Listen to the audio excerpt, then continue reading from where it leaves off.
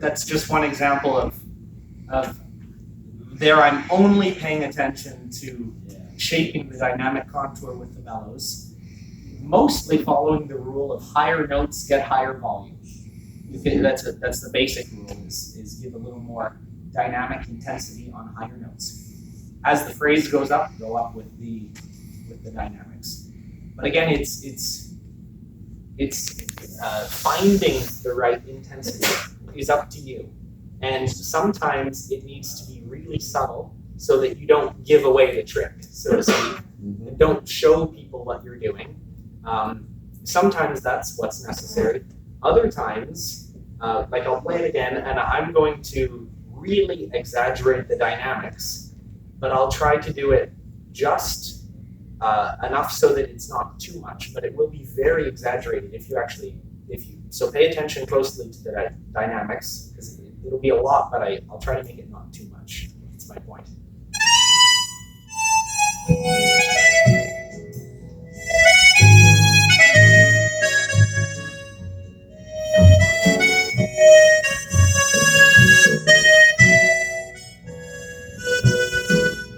And so on that one.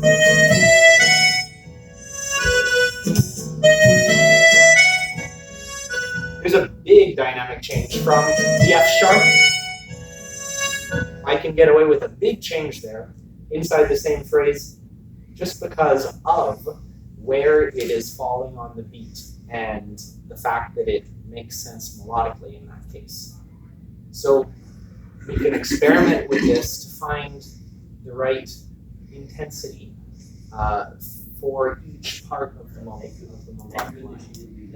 And then if you do it all with time, then you'll be doing great. Simple, right?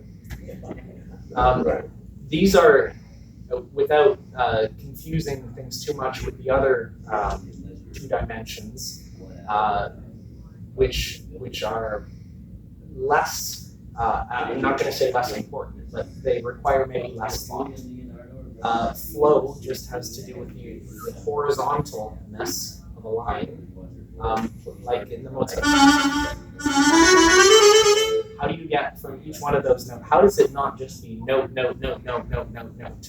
No, no, no, no, no, no, no, no. Because it's so easy for all the notes to take on a quality of each one being its own instantaneous little blip in time, vertically speaking, in time, but not to have that horizontal continuity all the way through. So that's what flow is about. Space is about responding to the room in which you find yourself, and adapting your body's technique to the concert hall or to the musicians that you are with, or to how your instrument is responding that day, or if you borrowed someone else's instrument and it doesn't have the same kind of power, you have to adapt to that. So the space is your feedback loop from the room, where it's your awareness of the environment, and you then go back to square one and incorporate that into your time. For example, if I'm playing in a very large hall and there's a whole bunch of reverb, then overall I would probably play slower because it takes more time for the sound to get out. And particularly if there's, here's a great example. If you play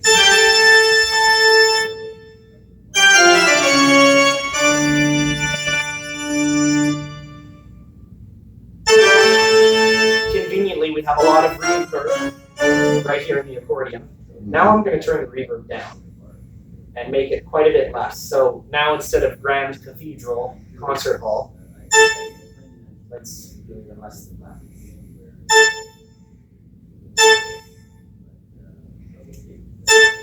Yeah.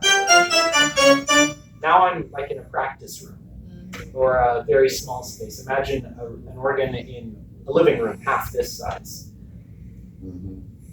Should you, / how should you play it differently when there's not that huge reverb? I think it must be factored into the way that you perform that line.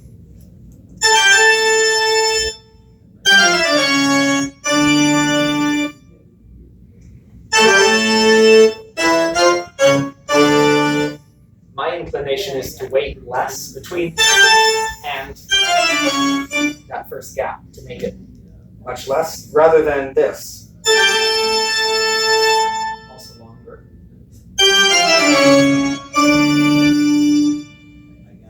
it's just your responsiveness to the room.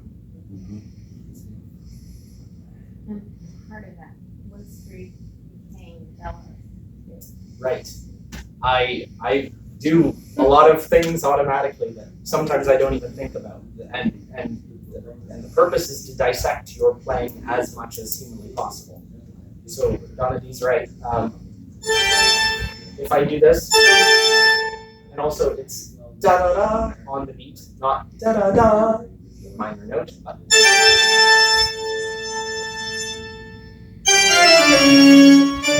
And that's our destination. It's not da da da da da da.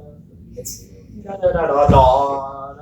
That's the important note in that phrase. So you always have to know which one is, where's the hierarchy? Where are you aiming? Where are you trying to get to? Which means that these notes, they don't matter. Throw them away. Just rush, not rush, play them evenly, but kick them out of the way. Don't get stuck on any of them. Get to the destination and then land on it. In this particular example. So it's all about the hierarchy of notes, finding the right relative importance for all of the notes, finding the right relative strength, then the dynamics come in, and all of this is done on the grid of time. And with that, then it becomes much easier to get away with the occasional mistake. Hopefully they don't happen. But if they do, at least you have many, many other parameters that are in place that make what you play right. And a wrong note doesn't simply spoil everything, because everything else is already organized. Does that make sort of clear as mud? Any clearer? Any It cannot be any